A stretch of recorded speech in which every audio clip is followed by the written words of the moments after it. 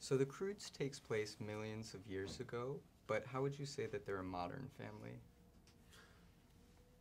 Well, I think, you know, they sort of follow a similar archetype to any family you'd find today. The same dynamics are in place, you know. You have the dad who's sort of got this kind of like, you know, antiquated view on the world and like how it should be, and you know he's trying to keep his family safe. His heart is in the right place, but his mind isn't, and you know he wants them all to stay exactly where they are in time and space. But you know, I could see exactly how, like, you know, modern fathers are that protective today as well. I mean, you know, they don't want their daughter to leave the house, you know, let alone date, and that's what's happening in this movie. And you know, yeah. Definitely. So can you talk a little bit about how your characters changed over the process of the recordings, and maybe if there was anything that you learned about your characters over those? I think as time went on, my character had a lot to say and less to say, and then she became the narrator, which wasn't the idea. The beginning and the end wasn't in there when I first recorded, which I loved the narration that was added in, and you know, the explanation of who the Croods are and who they are in regards to their surroundings and their other families around them.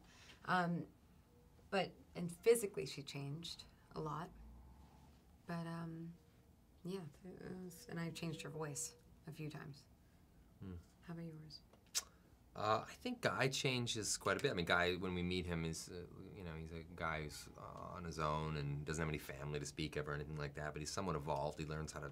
He's quite articulate in the world of survival. Like he can, you know, he can start a fire. He can do all these other things that the Croods can't, and that's just because out of necessity. So, yeah, but as we carry on in the story, we see that he's actually quite lonely, that he's lost his family, and he needs these people more than they need him, I think, to some degree.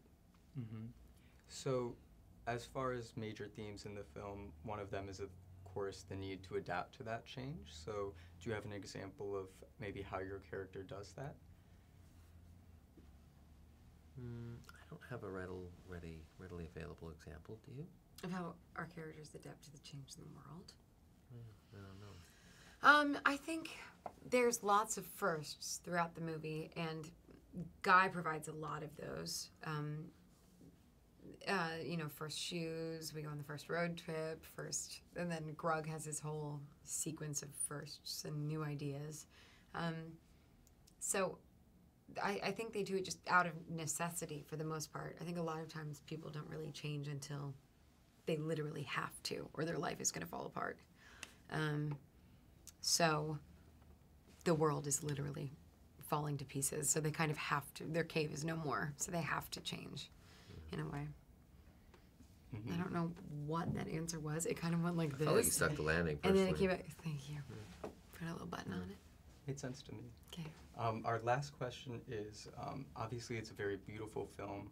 Are there any aspects of it that really impressed you or that you liked in particular?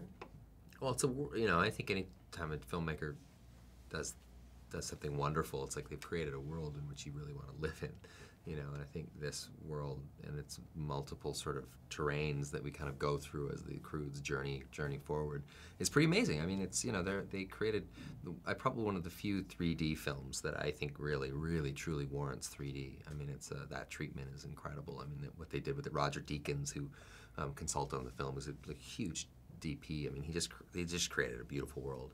So I love that. I love seeing the animals and the creatures and all these different, you know, things that these lunatics over at DreamWorks invented. Lunatics. Yeah, lunatics. Insane. Quote me. It's insane. Yeah. Thank you very much. Well, Thank you. I